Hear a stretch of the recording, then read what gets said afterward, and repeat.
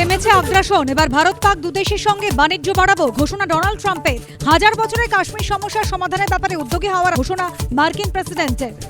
সিমলা চুক্তি বর্জন করেছে, তৃতীয় পক্ষের মধ্যস্থতার জন্য দরজা খুলে দিয়েছে কাশ্মীরে। ট্রাম্পের বক্তব্যে সরব জয়রাম রমেশ। ব্যক্তিত্বের অভাবে ভুগছে আমরা, নাম না করে মোদীকে খোঁচা কল্যাণে।